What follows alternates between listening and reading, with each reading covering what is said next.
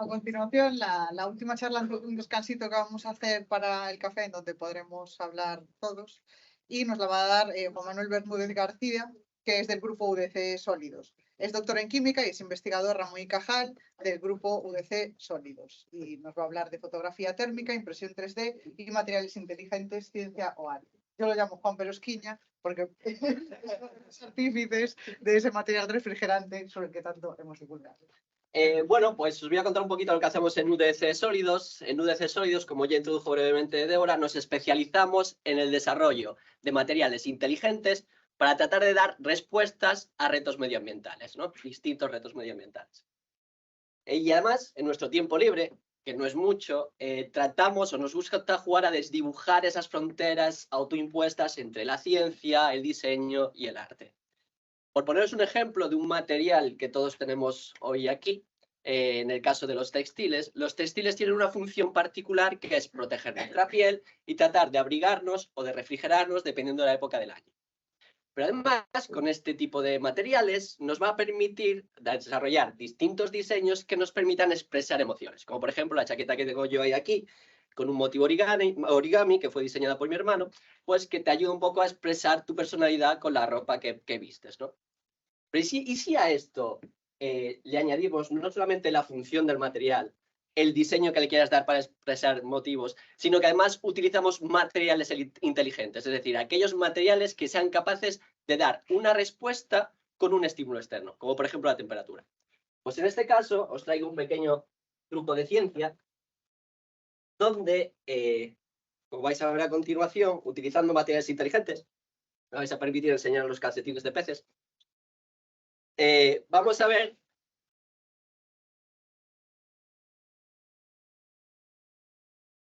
que si aunamos estos tres pilares,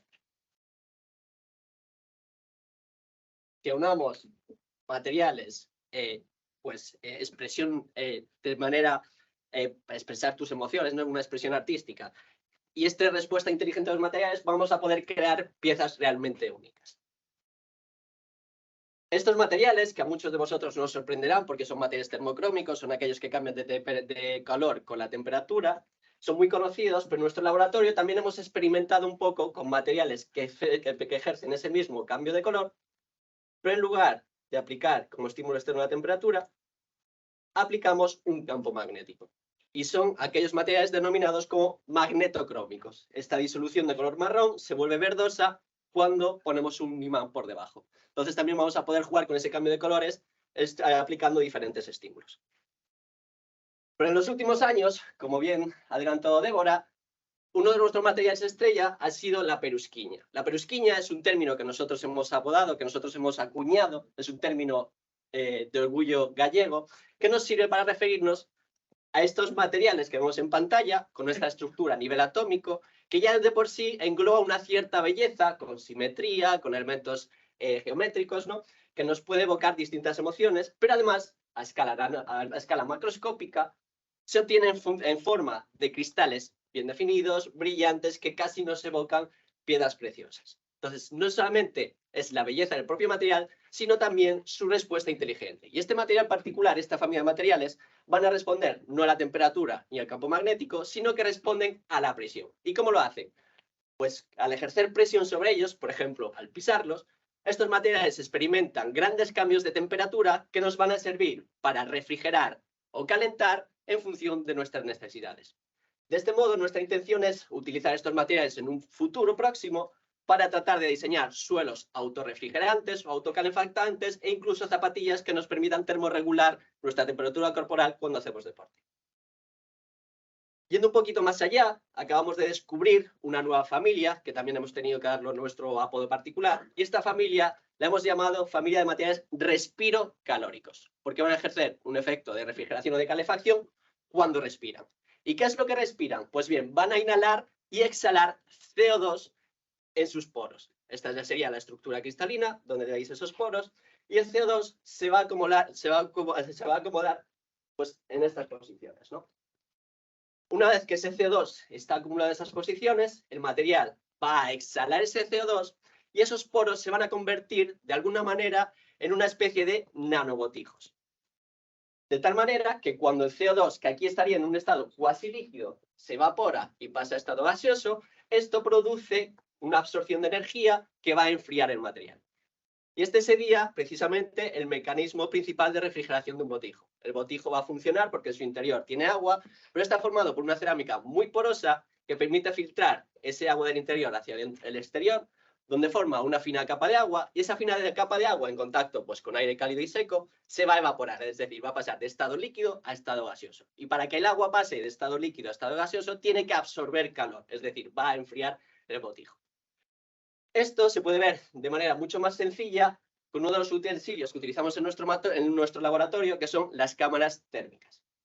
Una cámara térmica no es más que una cámara capaz de registrar un espectro diferente al que lo hacen habitualmente las cámaras ópticas. Va a registrar el espectro infrarrojo, es decir, va a ser capaz de ver el calor, la temperatura de los objetos. De este modo, las imágenes se representarían en colores rojizos para las zonas más cálidas y en colores más azulados para las zonas más frías. Estos dispositivos, que quizá parezcan muy futuristas y últimamente tenemos mucha relación con ellos debido a la pandemia, pues uno puede pensar que son dispositivos extremadamente caros, que son muy voluminosos, ocupan mucho espacio, y esto es cierto dependiendo de la aplicación. ¿De acuerdo? Hay cámaras térmicas y cada vez se está avanzando más en esta tecnología que pues cabrían, si la encuentro por aquí, de hecho es pequeñita, cabrían en el bolsillo. Y como podéis ver aquí, esto sería uno de estos dispositivos, esta cámara de aquí, que no es más grande que un pulgar, que podríamos conectar perfectamente a nuestro dispositivo móvil y sacar imágenes similares a estas. Esto no solo podemos aplicar a ciencia, sino también podemos jugar, como digo, en nuestro grupo, a tratar de desdibujar esas fronteras entre la ciencia, el diseño o el arte. Uno de los espacios a los que más cariño tengo yo aquí en Coruña es el mural de la cantera de Leopoldo Novoa, y el motivo por el que tengo tanto cariño también es un motivo muy humano, es porque era mi paseo de la vergüenza particular cuando salía de fiesta, ¿no? Al volver a casa siempre pasaba por aquí y podía disfrutar de una obra de arte en plena calle a las tantas de la noche, no voy a decir a qué hora porque mi madre anda por aquí. Entonces, pues podías disfrutar, ¿no? de este mural incluso volviendo de fiesta. Y cuando me metí en el tema de la termografía, pues se me ocurrió ver cómo sería el espectro del infrarrojo de este muro que está fabricado por distintos materiales cerámicos de construcción, cada uno con sus propiedades. Así que también contacté con Débora, escribimos un artículo al respecto y tratamos de analizar esta obra de arte desde un espectro diferente. Y lo que encontramos fue que cuando observas esta obra del espectro infrarrojo, estas texturas, estos colores, pues cambian de un espectro a otro, ¿no? Con lo cual generamos una nueva reinterpretación desde un espectro totalmente diferente para el cual la obra fue diseñada, ¿no? Entonces, este tipo de herramientas nos ayuda a volver a reinterpretar un poco piezas de arte. Además, tiene la gran ventaja que podemos jugar con diferentes paletas de color. Estas cámaras térmicas tienen integradas diferentes paletas de color para crear distintas piezas. Y volviendo un poquito al tema de la cerámica, estos colores que veíamos en el mural de la cantera eran debidos, pues cada uno tiene su propia térmica diferente, unos absorben más calor, otros absorben menos, otros lo conducen mejor y liberan antes ese calor que otros, entonces por eso estos diferentes colores azulados o rojizos. Entonces, volviendo a las cerámicas, en nuestro laboratorio también nos gusta ver cómo va a afectar la forma, el proceso de conformado del material a sus propiedades o qué piezas podemos crear. Y para ello tenemos, por ejemplo, una impresora de 3D que trabaja con porcelana. Y aquí esto fue un proyecto en el que Suki colaboró con la Escuela de Artes Plásticas de París para tratar de buscar una mezcla, utilizando la ciencia, utilizar una mezcla que fuera lo suficientemente buena como para que las piezas pues, nos vieran estos defectos, que era un problema de la Escuela de Arte, ¿no? Que no eran capaces de mantener esa consistencia de las piezas. Esto es un proyecto que ahora mismo nos gustaría volver a retomar para además tratar de insertar aditivos quizá inteligentes en esta mezcla de porcelana, donde esos aditivos pues, pudieran permitir cambiar las piezas de color con campos magnéticos o con campos eléctricos, o ver cómo podríamos jugar con esa respuesta inteligente de las cerámicas. Pero además, este instrumento por sí mismo pues, nos ayuda a crear piezas muy bonitas, ¿no? Pero no solo eso, no solo podemos jugar con la química, no solo podemos jugar con los estímulos externos o con las formas de conformación, sino que además nos gusta meternos en la modulación del tamaño de partícula para ver cómo ese tamaño de partícula puede afectar a las propiedades finales del material. Entonces aquí tenemos imágenes que en sí mismas podrían considerarse obras de arte, donde vamos a ver distintas nanopartículas de forma esférica, cúbica, en forma de nanotubos, y a veces todas esas nanopartículas, de forma caprichosa, incluso nos pueden evocar ciertas imágenes por su reorganización, ¿no? Como es esta imagen de la derecha, que no sé si a alguno de vosotros os recuerda al contorno geográfico de Galicia, ¿no? Con esto ya termino. Simplemente deciros que cualquier artista que esté interesado en formar parte de nuestro equipo siempre es bienvenido. Tenemos aquí a nuestro equipo de trabajo y como podéis ver por nuestras sonrisas somos bastante magentes. Así que bienvenidos.